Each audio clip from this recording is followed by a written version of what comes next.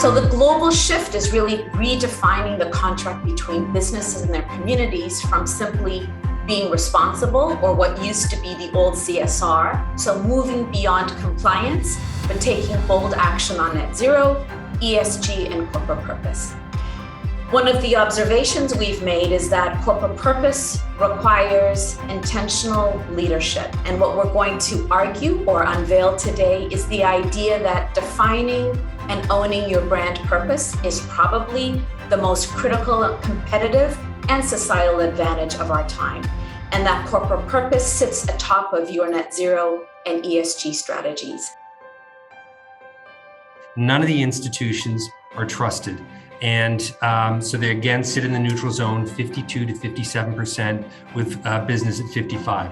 Interestingly, global, it's different, where business actually is trusted.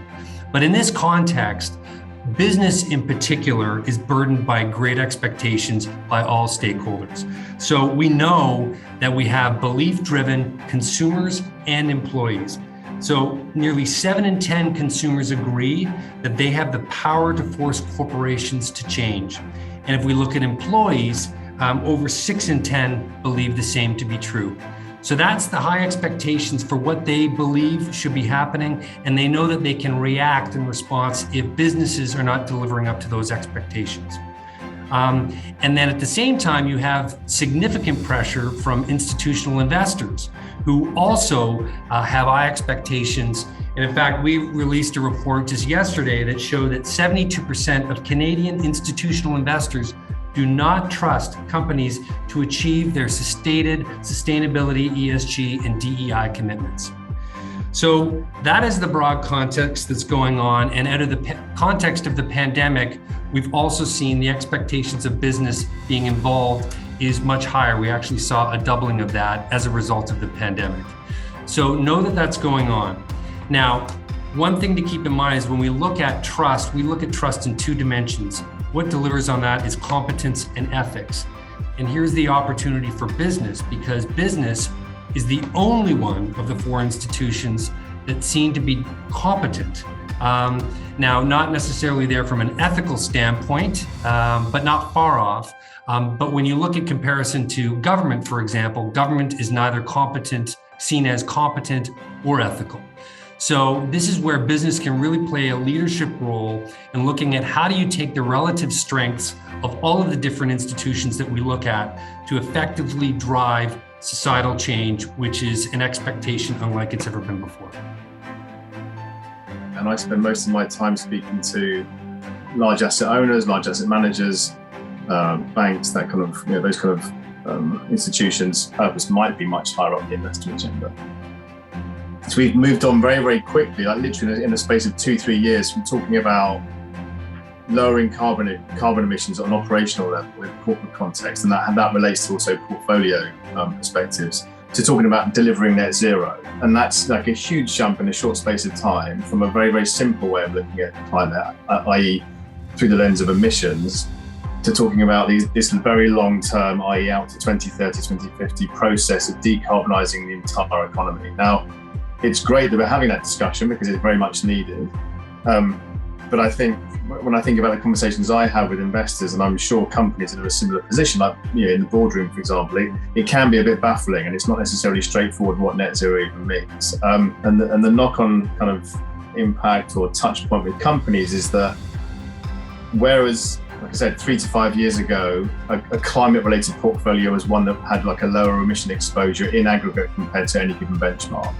And it's now about trying to build a portfolio that has more exposure to companies that are committing to the climate transition or net zero objectives, and less or no exposure to those that aren't or cannot.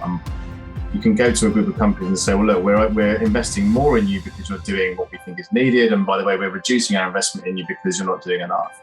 And hoping that kind of carrot and stick approach helps to push companies in the right direction. In the discourse in North America, there's often talk of higher purpose, of having a higher purpose to a business. Because if you say, well, what's the purpose of a company? All companies actually have purposes. The question is what they are.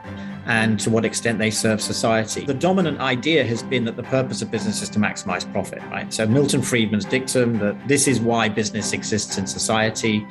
And in a way, what people saw was, well, that idea is quite powerful and it can help in the allocation of capital, but essentially what had happened was that it had legitimated the denial of a broader responsibility. So externalities, whether those are social or environmental or in other kinds, people would say, well, that's not really, our job here is to make as much money as we can for our shareholders, and it's really not our job to be thinking about these wider things. And the more people thought about that, you get a sense of, well, this is just an idea. This isn't a law of physics. It's not a law of the land, actually, in the UK or indeed in the US and Canada. I think that there is much more latitude to businesses to think about their reason for being in the world. And the other thing to say, which is a bit, this would be not something that everybody thinks about when it comes to purpose, but certainly inspired and animated our approach, was to say that as well as noticing the disconnect between business and society, there's another disconnect, which is in human beings themselves who don't feel fulfilled and committed to their jobs because they don't believe in the value of the organization, what it's doing, and they don't feel valued as people. So they live divided lives and they leave some of their values at home. And some of the Scott's statistics around trust in business reflects the fact that there's a disconnect at the human level. We have to really make sure that we're thinking about the world of work in a much more equitable way now to make sure that we can actually have people resources, do things within our companies to make sure that they can grow and flourish. And so that's something that we all really need to be mindful about. The marketplace is very different than what it was centuries ago. With respect to culture, just thinking about that topic more broadly, people are going to continue to think about how their company is showing up in the marketplace, but also showing up for them.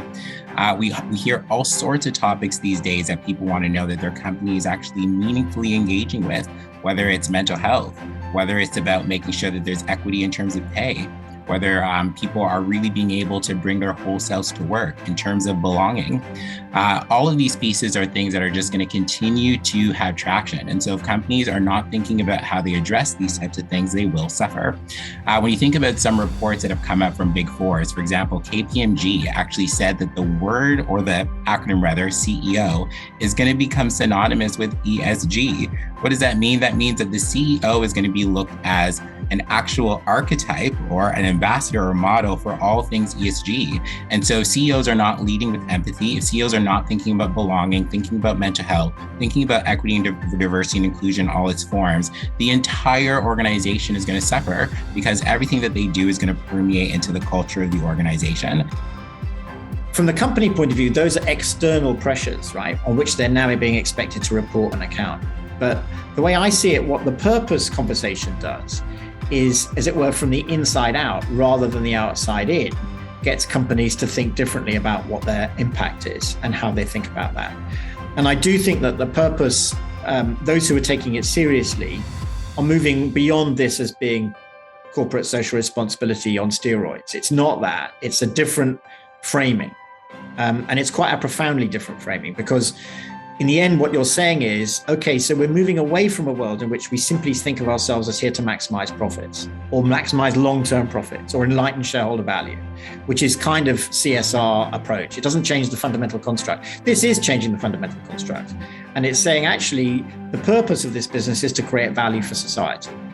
As part of that value for society, it includes good returns to our investors. Okay, so we think about our material relationships, who are our material stakeholders, and we tell a story about the impact we want to have based on our purpose and our strategy.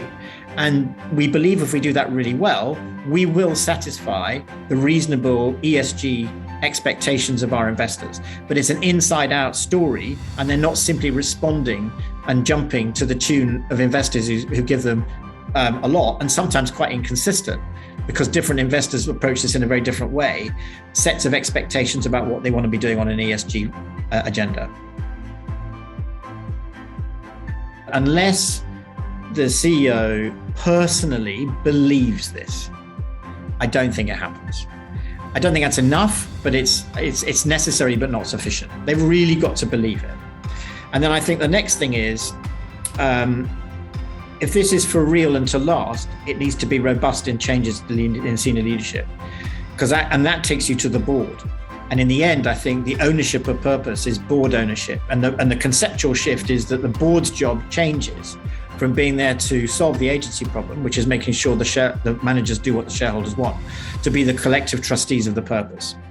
And with the backing of investors who believe that if they take that approach as a board, that will deliver long-term sustainable value. And so it's really important for companies to acknowledge that everything that we're here talking about is only going to grow in momentum. I think that there's a risk here that we think of the transformation that business needs to happen in the business world as being fundamentally a technocratic one. That if we get the tools right, then somehow the better world will arise automatically. I don't believe that's true. I think it's always both a personal as well as an organizational challenge. But there's agency and choice that we all have. So for me, the better world is a really important prize, but it only comes from the commitment that people make personally, what they believe, what they act for, and what they use their agency to try and promote. And I think it's very exciting because I think there are lots of companies that are now onto this and trying to do it, but it's not automatic.